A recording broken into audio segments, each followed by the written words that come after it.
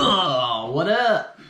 So, today, unboxing video that absolutely nobody asked for. Recently, I was shooting a race and one of my teammates had some rear camera footage and I thought, wow, that's pretty sick.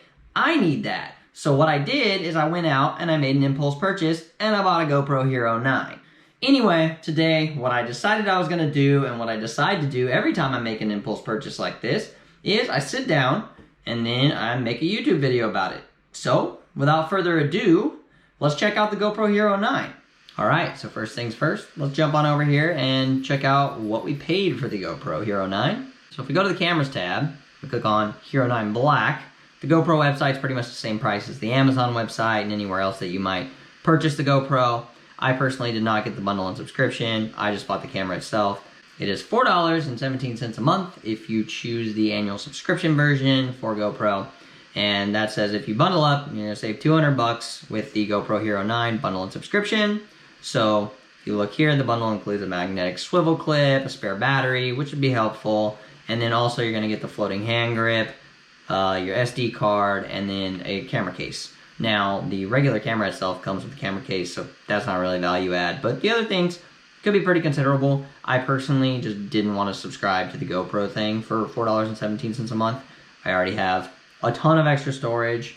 I've got tons on iCloud because I'm using a Mac, and then I've got this bad boy, which is like 5 terabytes of storage, and pretty much my whole life and all of GoPro and YouTube and everything else is sitting on this. So if you ever want to steal all my footage, just break into my house and grab this bad boy. That's not condoning you break into my house, so don't do that. So, to compare the GoPro Hero 8 and 9, what I want to do is I'm just going to jump on their website real quick. We'll pick the two cameras, put them up here, and we will walk through the key differences between the Hero 8 and the Hero 9. Alright, so the website. Find the right GoPro for you. Compare up to 3 cameras. What we're concerned about is the Hero 9 Black, which I have selected, and the Hero 8 Black, which I also have selected. We're going to scroll down here and we're going to check out the key features that each of these cameras have. So as you can see, one of the major differences starting right off is just the photo quality with the Hero 9 and the Hero 8. I don't really take many photos with my GoPro. Mostly it's an action cam for me. But what I do want to call out here is that the photo quality is supposed to be 20 megapixels with Super Photo HDR versus the 12 pixels that the Hero 8 Black has. If we go a little bit further down here, you can check out the video settings. One of the big differences here is GoPro Hero 9 shoots in 5K 30 versus the Hero 8's maximum resolution was 4K 60.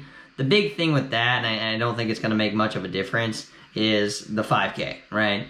The big thing with the 5K though is, can monitors and PCs and anything else right now actually really make that video quality as high as it should be with the Hero 9? Or are we just sort of ahead of the curve, and as things develop, maybe we'll get to that point?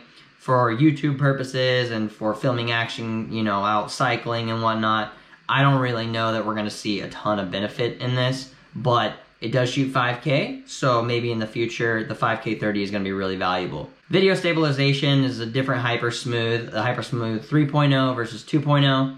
Personally, I've seen some of the footage from the Hero 9 and I don't think that it's anything very dramatic.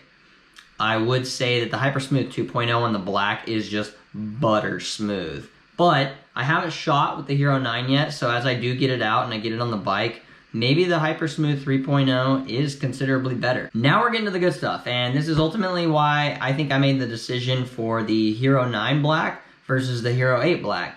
And the big thing with this is the small LCD color screen that is on the front screen. So right now when I'm shooting something like this and I'm just talking to you guys directly, what happens is I can't see myself. So I have to use the GoPro app on my phone. And basically when I use that app on my phone, I constantly am looking over, trying to make sure that the frame is okay and everything else. But with the actual live LCD screen directly in front of me, I can see what that picture looks like. I can make sure everything's framed correctly. If I pick the GoPro up, shoot some unboxing, and then put it back down, I'm not worried about how it's framed, and I don't have to necessarily look at the app. So that was a big selling point for me. The front screen is a big deal. But one key point that I have heard is that you can turn the Hero 9 front screen off so that, you know, if it's on the bike attached to my front of my handlebars, nobody's gonna care to see what's going on in front of me on that LCD screen. So I will likely have it off, and that'll help to conserve battery as well, because most of my races are, you know, hour 10, hour and 15 minutes long. Both cameras, the 8 and the 9, also have frameless mounting with the folding fingers on the bottom. I think that's one of the best things GoPro has done for action cam users. You don't need an external housing now to mount your GoPro to your head, to whatever you want to do. Alright, so settings, presets, custom presets, all the same. Voice control, same stuff as the 8. Live streaming is still only 1080p offered. I really do wish that GoPro would fix the orientation issue. I don't understand how they can't get the GoPro to be upright when you have it hanging upside down on like a handlebar mount, for example, or a face mount on your like mountain bike helmet or something along those lines. I don't know why GoPro has not figured out a way to basically rotate the picture live so that people that are watching your live stream on Facebook or YouTube or whatever platform you use typically can see that video upright instead of it being upside down if you're shooting upside down, which is pretty common. Alright, so raw photo capture, compatible housing, GP1 chip, all this stuff's pretty much the same. Obviously the housing will be a little different for the Hero 9. It's a little bit bigger of a camera, so we'll expect to see all those things. Auto cloud backup, you can get a GoPro subscription for the Hero 9 or the Hero 8. Doesn't really matter, it is what it is. GoPro subscription, I don't really know what that offers you. I personally don't have it, and that's just a personal choice because I don't really want to pay monthly for whatever it is they're offering me. Maybe there's some discounts on mods and whatnot, so maybe in the future I go ahead and do that, but it is what it is. Audio features are pretty much the same. If you look at advanced wind noise reduction, 3 mic processing for both the stereo audio, 360 audio, both wave format, nothing too crazy, and they both have the 3.5 millimeter audio mic in, so if you did want to put a mic directly connected to your GoPro and not shooting on this thing like me, connected to my computer, then you'd be good to go. All the same connected features pretty much. You have your GPS, HDMI out, all that jazz. That's pretty much it for the features. Well, that was fun. Time to actually unbox this thing. Here it is. This is what it looks like. Nothing too fancy. So, first things first, we gotta open this bad boy up. Looks like on the bottom here, there's a quick tear. No problem there. Go ahead. Psh. So satisfying.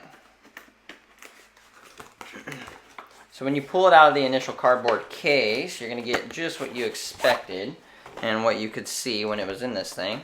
And that is the actual GoPro carrying case itself, which is a nice touch considering the GoPro Hero 8, 7, 6, all the ones before it just came with that kind of crappy plastic case. So get this bad boy right off the bat.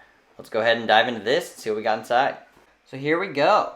Let's open this case up and see what contents we've got. Boom.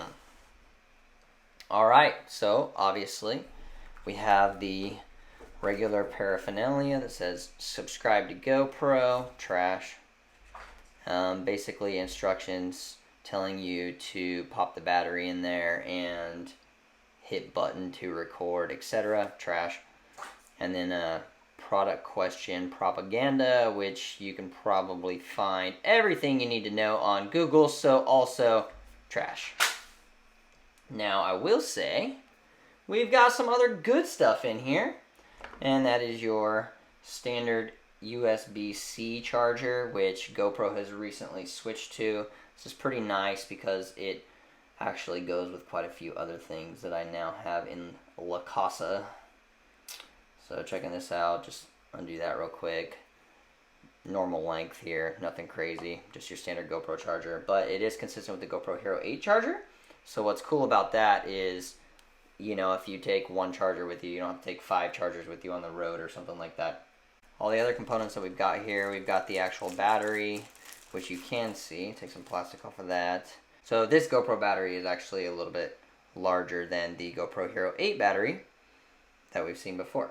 So you can't use them interchangeably. That might be a bummer, but I don't think there's really much reason to. Unless you had like 10 GoPro Hero 8 batteries and you really feel like you wanted those to be swappable, I guess then you would kind of be in the pain cave here. But Other than that, I really don't see any reason it would be a problem that this battery is shaped a little bit differently than what you've seen with the original Hero 8. So put that to the side. This is your normal clip here that pops into pretty much all your different mounts. So your chest strap, your helmet mount, and everything else. This little part is typical. It comes out, this portion depresses here so that it slides nice and easy into whatever it is you're putting it into.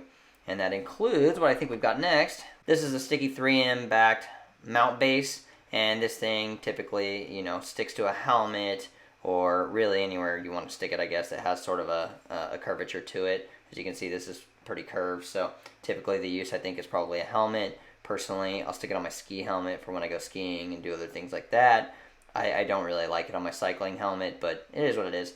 And then this part, actually, that I just showed you, that depresses here, couples with this thing. So if you take out this middle portion like that, go like this, and it should slide right in there. Boom, it's in. You put this back down, that holds everything in place exactly how it's supposed to be, and you're all set. Now if you want to get this out of here, just pull this back up. Squeeze these bad boys together and slide, well, usually it slides right out, just like that. There we go. So I'll go ahead and I'll pop this in here just to keep it all together, safekeeping. I'll put it to the side. And it looks like that's pretty much it for the accessories. The only last thing we've got in here is your screw. This is super important, and I feel like these are pretty easy to lose. So best place for this, in the carrying case with the GoPro 9 itself. Alright, so without further ado, let's pull the main event out. Alright, so here is the actual GoPro Hero 9 itself. It is a bit bulkier and it is a bit heavier. That's probably going to cost me a whole 5 watts on the bike if you're familiar with power. If not, then that joke is going to fall flat on you and you're not really going to care. But yeah, so this is the GoPro Hero 9. We've got plastic everywhere, so I'm going to go ahead and take that off so you can see what this thing really looks like. Not all plasticed up. Take that one off. Looks like there's one on the rear screen here. Makes sense. All the protective stuff. And then I'll go ahead and take the one off the lens. And then boom, take the one off the front LCD. And this front LCD, like I said before, this has to be the biggest change for me because, you know, I'm currently shooting on the GoPro Hero 8, and it would be really nice if I could see what the frame shot actually looks like. So this LCD screen here is going to be really beneficial for me in the long run, especially when I'm shooting, you know, vlog stuff. It's nice for me to have, you know, camera capabilities that I can take this out, I can shoot in the field and actually do some pretty cool stuff with it. Shoot races, shoot when I'm on the bike, and then follow that up with, you know, shooting a vlog style unboxing video or whatever I want to shoot for YouTube, you know. So I don't know if this obviously doesn't have a battery in it. This door is a little bit bigger than the other one. That makes sense. Go ahead and pop this in here. Let's see if this has any charge to it.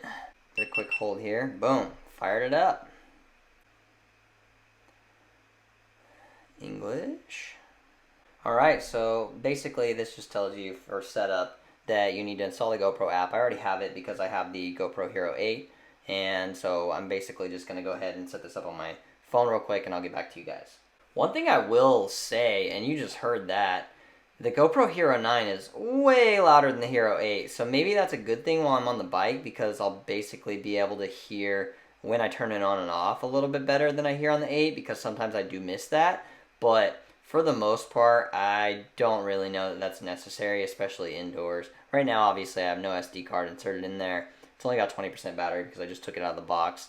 And then, yeah, it's in standard view. Looks like in the settings, you know, you have your typical settings here, new custom presets. So you can go in and change these as you feel necessary. But typically what I'm shooting outdoors, I'm shooting activity in 2.7K 60. And then I'm shooting also in the super view, field of view here. And boom, there we go. So hyper smooth. I always have hyper smooth boost on. Makes everything really level. I don't see any of the bike rock or anything like that when I'm sprinting and doing other things that are, you know, have a lot of bumping and moving and everything else in them. Wow, the LCD screen is actually pretty cool. That's going to be really nice to have. You can see the frame here. It's just kind of like Inception, right? I'm shooting an unboxing video on the GoPro Hero 9 on the GoPro Hero 8 in 4K. So this probably looks pretty funny, but anyway, yeah, that's what it looks like. And then boom, there's your front LCD screen in action and live. It doesn't look like this is touch on the front, which is pretty much fine because I don't think it needs to be touch on the front, and I'll probably have it off when I'm on the bike. Anytime that I'm not doing something more vlog format, I probably won't really use that anyway. There you have it, folks. This is the GoPro Hero 9. I'm pretty excited about it. I'm ready to get it on the bike and shoot some front and rear footage now, so you guys will have a little bit more of a dynamic view whenever I'm making these YouTube videos. So if you're interested in seeing what that front and back shot actually looks like using two GoPros, feel free to jump into some of my cycling race analysis videos. I will link those in the description below. If you're new to my channel and you want to check out some of the cool videos that I'm going to be shooting with the new GoPro Hero 9, go ahead and subscribe to my channel. And then if you like this video, you want to make sure more people see it on YouTube, go ahead and smash the like button for me. Hopefully you enjoyed this unboxing of the GoPro Hero 9, and I'll show you guys some footage of it. Take care.